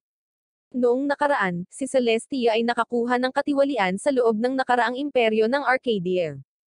Sinabi niya ito kay Wade, ang lolo ni Lux, na pagkatapos ay itinuro ang tiwaling sistema sa Arcadia Empire. Para sa pagkilos na ito, siya ay pinaslang, at ang kanyang apo na si Lux kasama ang kanyang anak na babae, ang ina ni Lux, ay pinalayas. Sinisisi ni Celestia ang sarili sa hindi pagkimak sa mga balitang katiwalian na kanyang narinig, kaya nagdulot ito ng maraming trahedya sa buhay ni Lux. Ngunit muli niyang nadama ang pananagutan sa pagtalaga kay Lux sa pakikipaglaban sa Poseidon. Nang makitang galit sa sarili, comfort siya ni Lux at sinabi sa kanya na hindi siya nagagalit sa kanya. Pagkatapos ay lumabas si Lux mula sa kanyang wyvern, at inilabas ang kanyang itim na sword device. Napagtanto ni Celestia na ang itim na sword device ay si Luna at ipinaalam sa kanya ni Lux na siya ay si Luna sa lahat ng panahon, at sa makatuwid ay tatanggapin ang anumang parusa sa panlilinlang sa kanya. Pansamantala, nagpasya siyang gamitin ang drag ride na Bahamut para tapusin si Poseidon. Mabilis niyang pinutol ang lahat ng galaamay ni Poseidon, at ginawa itong mabilis sa kabila ng pagiging Ragnarok nito. Nang matalo ito, naglabas si Poseidon ng isang kristal na agad na kinuha ni Sanya. Pagkatapos ay binuhat niya si Hana at lumutang sa malapit. Habang itinataas ni Hana ang kanyang balabal, napagtanto ni Lux na napagkamalan niyang si Hana si Fugol. Nangako si Hana na bubuhayin ang bangungot mula 5 taon na ang nakakaraan. Gayunpaman, walang ideya si Lux kung ano ang ibig niyang sabihin. Nang makitang nakalimutan na niya, umalis na si Hana kasama si Sanya. Nang huminahon na ang mga bagay, ibinalik ni Lux si Celestia sa kampo at nagkakasundo sila. Pinayagan ni Celestia ang pagpasok ni Lux sa Chivalric Order at hinahayaan siyang manatili sa akademya. Kinagabihan, pinag-iisipan ni Lux ang mga sinabi ni Hana tungkol sa bangungot na naganap sa isla 5 taon na ang nakakaraan. Sinusubukang alalahanin ni Lux ang anumang bagay na nauugnay dito, ngunit naaalala lamang ang mga sulyap ng mga nasugatan na tao. Biglang nagsimulang yumanig ng malakas ang lupa kaya lumabas na lang siya at nakita niya ang lahat na nasa labas na, nakakita siya ng napakalaking pag-angat mula sa tubig. Ipinaalam ni Ryan sa mga estudyante na ang isa sa mga ruins ay umuusbong sa kanilang harapan, kaya't ibinunyag niya ang kanyang mga plano sa pagpasok sa loob bukas. Kinabukasan, habang ginagawa ang paghahanda para pumunta sa ruin, sinuri ni Lux si Philby dahil nanghihina siya noong nakaraang araw. Naalala niya ang nakaraan kung saan nasira ang isang rebulto ng nakatatandang kapatid ni na Reggie at Lux na si Abel. Sanisi ng dalawa si Philby sa pinsala, ngunit si Lux na alam na inosente si Philby, ay itinoon ang sisi sa kanya sa halip. Pagkatapos ay nagpasalamat si Philby sa kanyang panig, at iyon ang dahilan kung paano sila naging matalik na magkaibigan. Sa kasalukuyan, nais ni Philby na pumunta sa ruin kasama ang iba pang mga kadit sa kabila ng pag-aalala ni Lux sa kanyang kalusugan. Matigas ang ulo ni Philby na sumama sa mga kadit. Nilapitan ni Lizheart si Lux at dinala siya sa kanyang istasyon kung saan itinuro niya kay Lux ang isang bagong kakayahan ng Bahamut na tinatawag na Overlimit. Ang pamamaraan ay nag-aalis ng drag ride ng normal nitong limiter, ngunit isa rin itong mapanganib na pamamaraan dahil ang pagpasok sa release code ay malalagay din sa panganib ang kanyang buhay sa proseso. Kinabukasan, lahat ng mga kadit ay nagtitipon malapit sa ruin habang si Poseidon, ang Ragnarok ng ruin, ay natalo. Inaakala ni Ryan na ang gate sa pinakamalalim na layer ng ruin ay maaaring bumukas. Ipinaliwanag ni Eri na ang sinaunang script na nakasulat sa gitna ng ruin ay iguguhit silang lahat sa loob ng ruin pagkatapos ng isang tiyak na tagal ng panahon. Kasunod ng mga tagubili ni Eri, lahat ng mga kadit ay nakarating sa loob ng ruin. Sa loob ng mapanglo na tanawin, sinusubukan ni Nook na maghanap ng anumang abis sa malapit dahil sila ay nasa unang palapag sa ilalim ng lupa.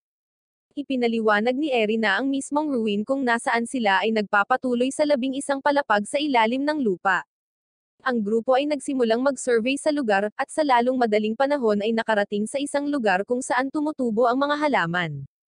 Sa hitsura ng lugar, inaakala ni Cole Cypher na maaaring may masamang nangyari, kaya ipinapaliwanag ang nagambalang ecosystem sa lugar na iyon. Sa isang malawak na lugar na natitira upang masakop, iminumungkahi ni Ryan na hatiin sila sa mga koponan. Si Cole Cypher, Lizheart, at Cheris ay binigyan ng gawain ng pag-survey sa ika-4 na underground level. Si Tina, Ryan, at Philby ay binigyan ng ika-5 underground level, at sina Lux, Eri, at Nook ang nakakuha ng ika-6 na underground level. Ipinagkatiwala ni Eri kay Celestia ang ika-3 underground level dahil malakas siya para gawin ito ng mag-isa. Gayunpaman, siya ay nalungkot nang siya ay iniwan. Kaya iminungkahi ni Lux na makipagkita siya sa kanya sa kalagitnaan ng kanyang koponan. Siya ay lubos na nasisiyahan sa mungkahi, at sa makatuwid ay sumang-ayon na sundin ang plano ni Lux. Habang hinahanap ng team ni Lux ang ika-6 na underground level, may natutukoy si Nook sa kanyang radar. Nagagawa niyang malaman ang pagkakaroon ng isang abis. Kaya tumungo siya patungo sa paningin ng signal. Binuhat ni Lux ang mga durog na bato sa lugar at nakahanap ng isang babae na nakahiga sa ilalim. Halatang nagulat ang grupo, kaya tinawag nila si Cole Cypher dahil may koneksyon siya sa mga ruins.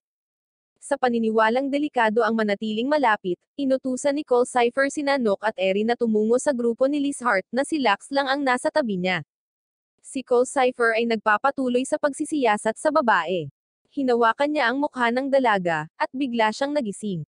Kinikilala ng dalaga si Cole Cypher bilang tagapangasiwa ng ruins, ngunit tila walang alaala sa nakaraan. Kaya't hiniling niya kay Cole Cypher na ayusin ang kanyang programming. Hindi natatandaan ni Cole Cypher na siya ang administrator or ano pa man, kaya ipinakilala ng dalaga ang kanyang sarili bilang si Lilia, ang supervisor ng ruin. Bukod dito, siya ay isang nilalang na kilala bilang automat dahil siya ay isang lumang robot sa panahon. Tinanong ni Cole Cypher si Lilia kung mayroon siyang anumang mga talaan ng mga lumang panahon, ngunit sinabi sa kanya ni Lilia na pansamantalang nawala ang kanyang memorya dahil sa sobrang tagal na pagtulog. Bukod dito, sinabi niya kay Cole Cypher na ang mga function ng ruin ay nasuspine. Para mabawi ang mga function ng ruin sa kanyang memorya, ipinaalam ni Lilia kay Cole Cypher na kailangan niyang tukuyin ang kanyang sarili bilang administrator sa control area room, at pagkatapos ay ibigay ang restore command para ibahagi ang kanilang mga natuklasan. Si Lux at Cole Cypher ay muling nagsasama kasama ang lahat ng iba pang mga koponan ng kadet na nakikipagkita sa iba pang mga grupo. Napansin ni Lux na nanghihina na naman si Philby. Sinabi ni Cole Cypher kay Lux na nag-aalala siya sa mga pahayag ni Lilia, habang tinutukoy niya ang isang kreator na may mas mataas na awtoridad kaysa sa administrator. Ang administrator ayon kay Lilia ay si Cole Cipher mismo, kaya nagmumungkahi na mayroong isang may-ari na nagmamay-ari kay Cole Cipher. Sa mas maraming lugar na dapat imbestigahan, ipinaalam ni Eri sa lahat na nasa unahan nila sa ikapitong palapag ang lugar na tinatawag na production area. Iminumungkahi niya na simulan ng lahat ng team ang kanilang survey mula sa production area. Samantala, pabalik sa Eights Mata Castle, ang balita ng pagtakas ni Reggie sa bilangguan ay nakarating sa apat na dakilang Maharlika at sa Reyna. Inihahanda na ngayon ni Reggie ang sarili niyang hukbong rebelde. Kaya naman iminungkahi ng isa sa mga Maharlika na gamitin nila ang tulong ni Lux dahil siya ay isang malakas na drug knight.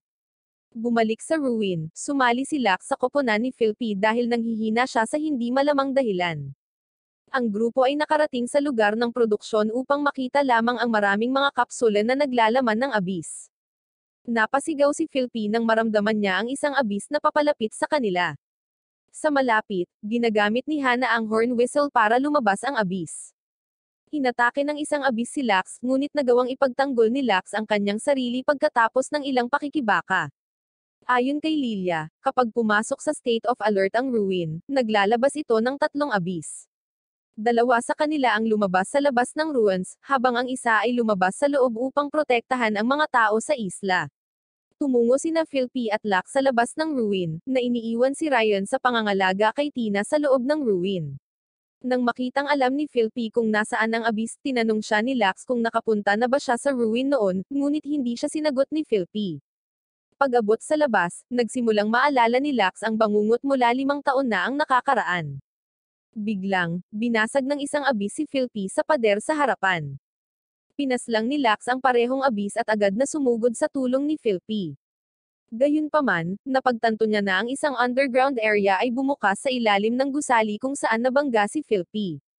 Bumaba si Lux at nagsimulang makita ang nakaraan. Naaalala niya na ang lugar sa ilalim ng lupa ay isang lugar para sa eksperimento ng tao noong panahon ng dating imperyo. Naalala niyang pumunta siya dito 5 years ago pero bigla siyang nakakita na nagmumungkahi na dinala rin dito si Philpy. Gayunpaman, naaalala lamang ni Lux na nakilala niya si Philpy kamakailan pagkatapos ng 7 taon sa kanilang unang pagkikita. Ngunit ang kanyang mga alaala ay nagsasabi sa kanya na siya ay narito 5 taon na ang nakaraan kasama niya rin. Nagpupumilit na unawain ang kanyang mga alaala, nahanap ni Lux si Philpy sa malapit at nagmamadaling lumapit sa kanya para lang napagtanto na nilalagnat siya. Sinabi sa kanya ni Philpy na may isang abis sa silid kasama nila, at agad na hinawakan ang leeg ni Lux na nagpapakita na siya ay isang abis mismo. Sa bingit ng kasawian, nag-flashback si Lux sa unang kiss nila ni Philpy. Sinisigaw niya ang pangalan ni Philpy, na naging dahilan upang labanan ni Philpy ang abis na kumokontrol sa kanya. Habang binitawan niya si Lux, ginawa ni Hana ang kanyang grand entrance. Pabalik sa loob ng ruin, matagumpay na natalo ng mga kadit ang abis. Sina Cole Cipher at Lizheart ang humaharap sa isa sa mga abi-pitosa, habang ang iba pang mga kadit ay nag-iimbestiga sa ruin. Hinahanap ng ibang mga kadit ang pintuan sa pinakamalalim na bahagi ng ruin, ngunit wala silang susi para makapasok. Nang hindi alam na si Cole Cipher ang susi, sinubukan ni Eri at ng mga kadit na humanap ng mga imposibleng paraan para makapasok sa loob. Samantala, sa mga silid ng eksperimento ng tao, itinaas ni Lux ang kanyang espada kay Hana na nagpaalam sa kanya na masasawi si Philpy kung siya ay walang ingat. Dahil dati nang binalaan si Lux sa kanyang mga pagtatangka na ibalik ang bangungot sa isla, ipinahayag niya na inilagay niya ang binhi ng kanyang alagang Ragnarok sa loob ni Philpy bilang bahagi ng kanyang plano. Sa loob ng katawan ni Philpy, kinakain ng mga uod ang kanyang kaloob-looban at ginagawa siyang abis, kaya napilitan siyang maging tapat na lingkod ng Ragnarok. Si Philpy ay unti-unting nanghina dahil sinusubukan niyang mapanatili ang kontrol sa sarili. Pagkatapos ay ipinaalam ni Hana kay Lux ang tungkol sa utos na ibinigay niya sa Ragnarok, na kung saan ay tapusin siya dahil si Philpy ay tiyak na magdurusya at malapit ng masawi, sa pamamagitan ng pagpilit sa sarili laban sa mga utos ng Ragnarok. Nakipagkasundo si Hana kay Lux kapalit ng pag-uutos sa Ragnarok na iligtas si Philpy. Gusto ni Hana na gamitin ni Lux kay Cole Cipher para buksan ang pinto patungo sa pinakamalalim na bahagi ng ruin. Nang papaalis na siya, tinanong ni Lux kung sino siya. Sinabi sa kanya ni Hana na kamag-anak niya ito, na itinuro ang kanilang parehong kulay ng buhok. Pagkaalis ni Hana, agad na dinala ni Lux si Philby sa kampo. Walang maalala si Philby mula sa mga sandali bago makarating sa kampo. Pagkatapos ay pinainom ni Lux si Philby dahil nanghina na siya. Habang pinapakain siya, biglang naalala ni Lux ang abis sa loob ni Philby dahil ang isa niyang mata ay naging parang abis. Tumungo siya sa labas ng silid upang makita ang nag-aalalang kapatid ni Philby, si Ryan, na nakatayo sa pasilyo. Sinabi ni Lux kay Ryan ang tungkol kay Philby, na naging paksa ng eksperimento ng tao sa isla 5 taon na ang nakakaraan. Ibinunyag ng Ryan na alam niyang sinubukan ni Lux na tulungan si Philby pagkatapos niyang ma-eksperimento, ngunit nasawi si Philby noong panahong iyon. Sa ngayon, ang Philby na naruroon sa kanila ay isang muling nabuhay na bersyon ni Philby na isang hybrid abyss. Inihayag ni Ryan na ang dahilan kung bakit niya dinala ang lahat sa isla noong una ay dahil gusto niyang hanapin ang pinakamalalim na bahagi ng mga ruins para sa isang solusyon upang mailigtas si Philby.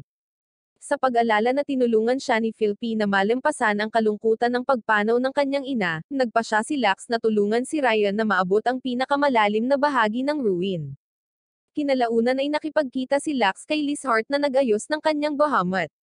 Habang umalis si Lizheart upang magtanong kung may permiso si Ryan para sa paggamit ng overdrive ng Bahamut, nakatanggap si Lux ng tawag mula kay Fugol. Ibinahagi ni Fugol ang kanyang inis sa paggamit ni Hana ng horn whistle. Alam na gustong iligtas ni Lux si Philby, at iminungkahi ni Fugol na basagin ni Lux ang horn whistle ni Hana at talunin din ang Ragnarok na master ng Sid Control ang Philby. Kasunod ng tawag, tumungo si Lux kay Philby. Bago ang kanyang paglalakbay sa ruin, ipinahayag ni Philby na alam niya ang tungkol sa abis sa loob niya. Mahigpit siyang niyakap ni Lux at sinabi sa kanya kung gaano siya nagpapasalamat na naging kaibigan niya ito. Kaya naman, ipinangako ni Lux na ililigtas siya mula sa abis na sinusubukang kontrolin siya. Patungo sa mga ruin, si Cole Cypher, na may kamalayan sa sitwasyon, ay sumang-ayon na buksan ang pinto para sa pinakamalalim na antas ng ruin. Pagpasok sa loob, naniniwala ang mga kadit na may mali dahil walang laman ang lugar. Si Lux na ngayon ay biglang nanambalik ang kanyang alaala, ay idineklara ang mga kadit na kanyang kaaway at pumanig kay Hana. Sa pagpasok sa pinakamalalim na antas, ipinahayag ni Hana na matagumpay niyang nalinlang ang mga kadit na buksan ang pinto para sa kanya at dinala si Philby sa abyss form kasama niya, kaya ipinagkanulo ang deal na ginawa niya kay Lux. Gamit ang horn whistle, inutusan ni Hana si Abyss Philby na atakehin ang mga kadit habang nasa kanyang drag ride. Nang makitang sinunod ni Philby ang utos ni Hana, lahat ng mga kadit ay sumakay sa kanilang mga drag rides. Si Lilia, na may mga extrang drag rides, ay nagpapadala ng mga drag rides sa autopilot mode laban kay Lux. Habang nakikipaglaban sa mga drag rides kasama ang kanyang Bahamut, napagtanto ni Lux na ang mga autopilot drag ride ay may pambihira na mabilis, kaya ibig sabihin ay mayroon silang kakayahang gumamit ng higit sa limitasyon.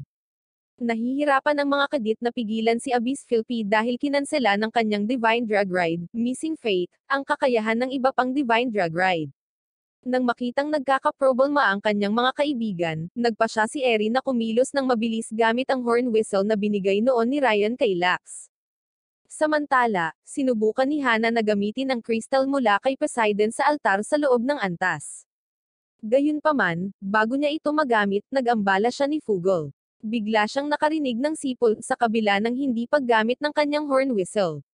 Siya ay nagmamadali sa labanan upang makita si Eri na humihip sa horn whistle.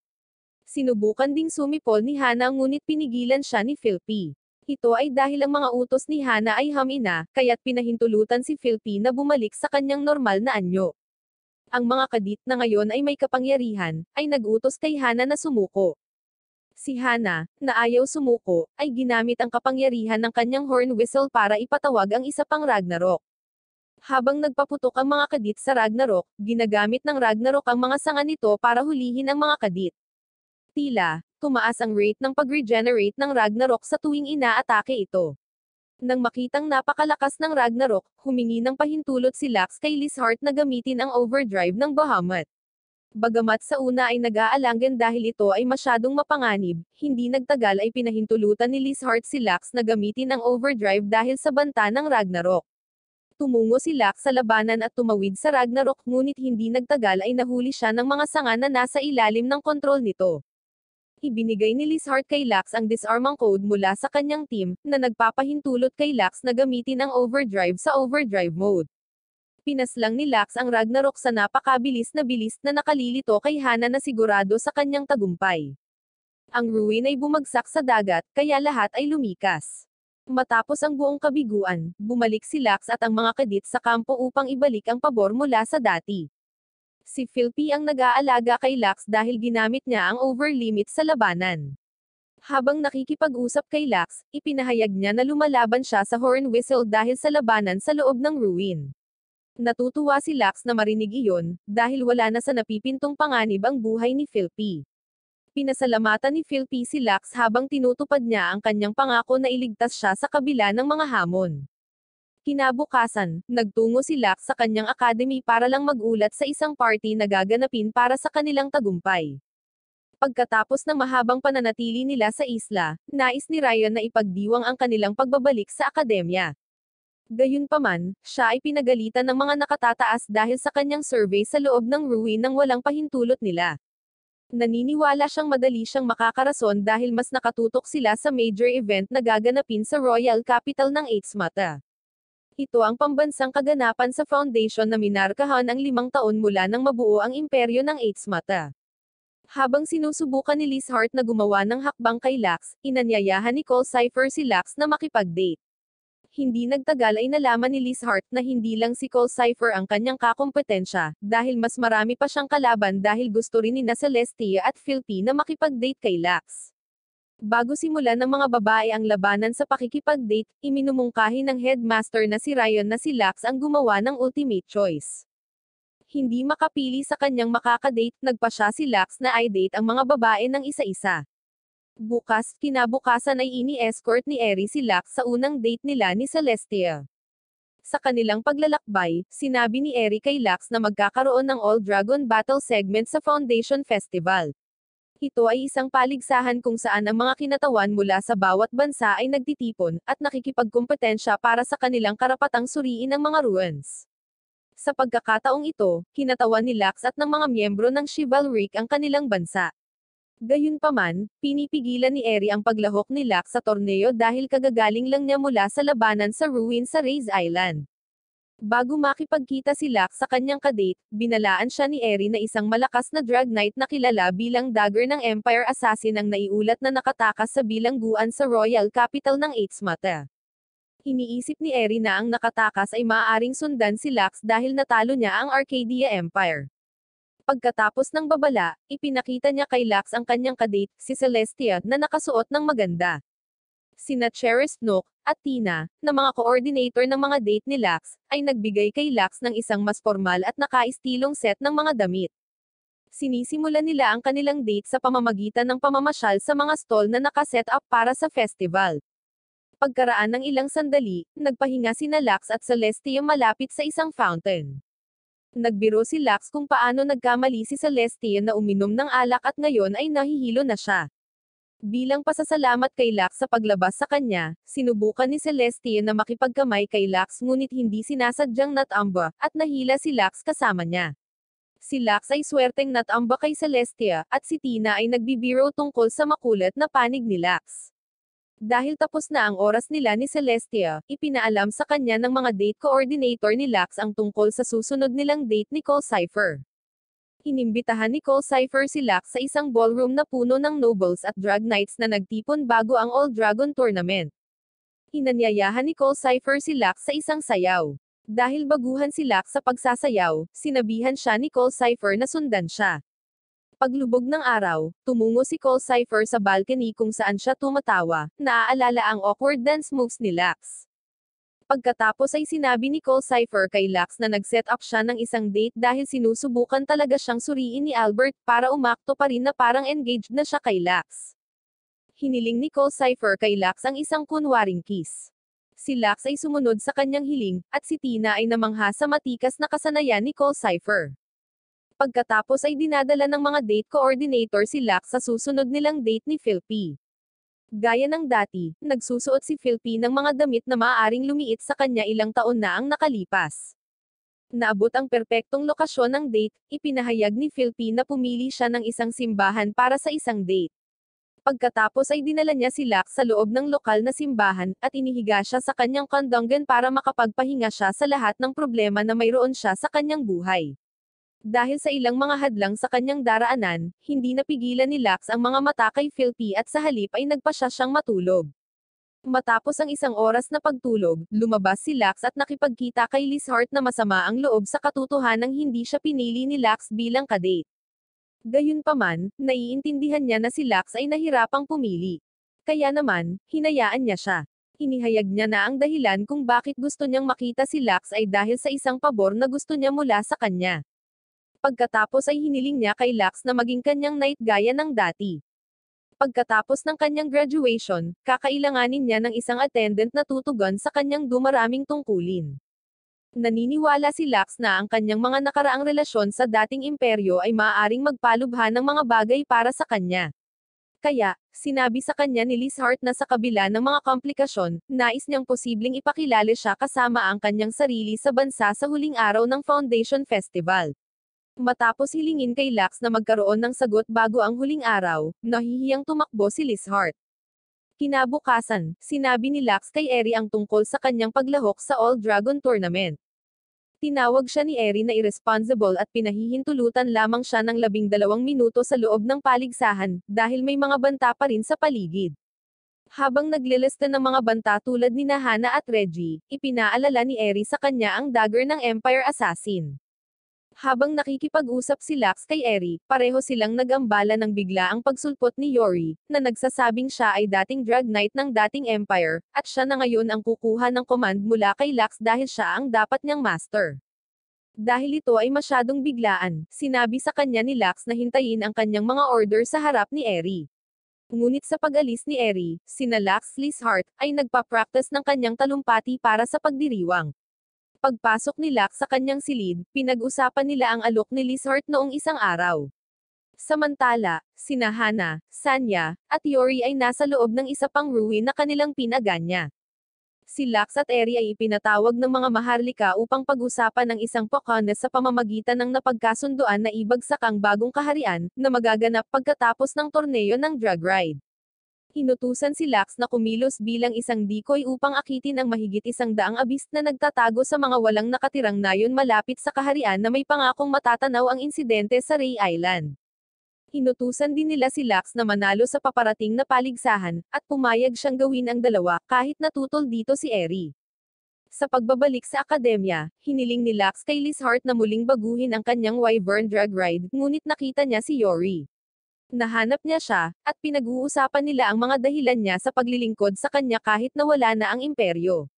Ipinaliwanag niya na ito ay dahil sa isang pangako na ginawa niya sa kanyang nasawi na nakababatang kapatid, at nilinaw niya ang kanyang intensyon na sirain ang bagong kaharian at ibalik ang imperyo upang matupad ang kanyang kontrata. Nang tumanggi pa rin si Lux na sirain ang kaharian, idineklara siya ni Yori na kanyang kaaway at umalis. Sa panahon ng paligsahan, nanalo si Lux sa kanyang laban, ngunit napansin ni Cole Cypher na minamadali ni Lux ang kanyang tagumpay hindi tulad ng kanyang normal na diskarte. Pagkatapos ng laban, hiniling ni Lux kay Eri na maghatid ng mensahe sa lahat kung hindi na siya bumalik para sa paligsahan ng labanan ng grupo mamaya. Nagsimula ang sariling laban ni Lizheart, at nagpapatuloy ng maayos ang mga bagay-bagay hanggang sa manipulahin ni Yori ang drag ride ni Lizheart, at ginawa itong umatake sa audience. Pagkatapos ay natrap si Lizheart, at kinumpiska ang kanyang drag ride. Samantala, natuklasan ni Lux si Sanya, na pinakawalan ng abist na pagkatapos ay pinasugod niya sa mga sundalo ng kaharian, na sumisira sa kanila. Tumupad sa kanyang pangako kay Lux, inihayag ni Eri ang operasyon sa mga babae na nagpas siyang subukan at hanapin si Yori at iligtas si Lizheart. Habang nagpapahinga si Lux, ang mga insurgent na pinamumunuan ni Reggie ay sumalakay at pinaslang ang mga natitirang sundalo habang ang pangunahing puwersa ay umatras. Pabalik sa akademya, nalaman ng mga babae ang tungkol sa pag-atake ng insurgent at na sila ay sumusulong sa kabisera. Nakipag-ugnayan si Lux kay Reggie, na nagpahayag na ang isang higanteng stone golem na pinapilot ni Hana ay papalapit sa kabisera, at napilitan si Lux na gamitin ang Bahamut kahit na alam niya na magagamit lamang niya ito sa loob ng 12 minuto. Patuloy na nilabanan ni Lux si Reggie, na pinutol ang braso ng Bahamut para lang malaman na isa pala itong Wyvern na itinago bilang Bahamut. Mabilis na natalo ni Lux si Reggie at ang kanyang mga tauhan, at nagtungo sa kabisera habang nakikipag-ugnayan kay Eri. Samantala, si Lizheart ay binisita ni Sanya na tumutuyo sa kanya, at pinababa ng isa sa kanyang mga sundalo si Lizheart dahil gusto niyang makita ang crest ng Empire sa ibaba ng kanyang tiyan. Ngunit dumating si Lux sa oras upang pigilan sila. Nakumbinsi niya ang isang nalulumbay at malungkot na si Lizheart na tulungan siyang labanan si Hana. Inutusan ni Hana ang bagong kaharian na sumuko or masawi, ngunit inatake at pansamantalang pinasuko ni Lux, Cole Cypher, at Philpy. Hiniling ni Lux sa huling dalawa na sirain ang natitirang abis at mga rebelde, habang sinisira nila ni Lizheart ang higanti. Pagkatapos ay sinalubong sila ni Hana, gamit ang kanyang sariling Divine Drag Ride, na hinati ang lungsod sa dalawa sa isang pag-atake. Samantala, hinarap ni Celestia si Sanya, na nagbabanta sa mga maharlika habang si Lux ay naghahanap ng paraan sa loob ng higanti. Si Lizheart ay lumalaban kay Hana ng mag-isa, ngunit malinaw na outmatched siya. Habang nakahanap si Lux ng pasukan, hinarap siya ni Yori, na nagnanais na muling buhayin ang imperyo sa ilalim ni Eri. Habang tumatanggi pa rin si Lux na muling isaalang-alang ang kanyang alok, muling tinanong ni Lux ang kanyang mga dahilan para sa pagtayo ng dating imperyo, at sa wakas ay sinabi niya sa kanya ang buong kwento. Si Yori ay isang prinsesa, habang ang kanyang kambal na kapatid ay ang batang pinuno ng kanilang kaharian. Matapos masawi ang kanilang ama sa isang sakit, kapalit ng pakikipagtulungan ni Yuki sa imperyo, maliligtas ang kanyang kapatid. Ngunit habang siya ay wala, ang kanyang kapatid na lalaki ay pinaslang ng maharlika ng kingdom, bilang isang handog sa kapayapaan nang magpasya silang sisihin siya pagkatapos nilang sumuko sa imperyo. Pinaslang ni Yori ang maharlika dahil sa paghihiganti, ngunit nagpasya na igalang ang kanyang kontrata sa Empire, sa paniniwalang ito ang kanyang kapalaran. Gayunpaman, ikinumpara siya ni Lux kay Lizheart na sinusubukan ang kanyang makakaya sa kabila ng kanyang ayaw na posisyon bilang prinsesa ng kaharian. Patuloy silang nakikipaglaban, at kalaunan ay nanalo si Lux sa pamamagitan ng pagsasamantala sa maikling pagkagambala ni Yori, nang banggitin niya ang kanyang kapatid sa isang talumpati. Ipinaliwanag ni Lux na nais niyang baguhin ang bansa para sa mas mahusay, ngunit nabigo siya. Upang maisakatuparan niya ito, kailangan niyang wasakin muna ang imperyo at muling itayo ito mula sa simula, kaya naiintindihan ni Yori na ang lahat ng ginawa ni Lux ay para sa imperyo. Tinalo ni Celestia si Sanya, ngunit nakabawi ang higanti at naghanda upang salakayin ang kabisera. Ngunit si Yori, na nagpas siyang maglingkod muli kay Lux, ay ipinagkanulo si Hana at sinira ang mga kontrol ng higanti sa huling segundo. Sa galit, sinubukan ni Hana na sirain ang kabisera ng mag-isa ngunit sa wakas ay natalo siya ni Lux. Sa pagtatapos ng festival, nagsalita si Lizheart at inanunsyo si Lux bilang kanyang kabalyero sa publiko, na nagbigay ng kanilang pag-aproba. Sa panahon ng party, nakita ni Lux si Fugalt na may hawak na tila gamit sa espada ng Bahamut, pagkatapos ay tahimik na naglakad palayo. Pagkatapos ay binati si Lux ng mga babae, kasama na si Yori, na hayagang nanligaw sa kanya, at isang galit na si Lizheart ang humiling na ipahayag ni Lux kung sinong babae ang kanyang mahal.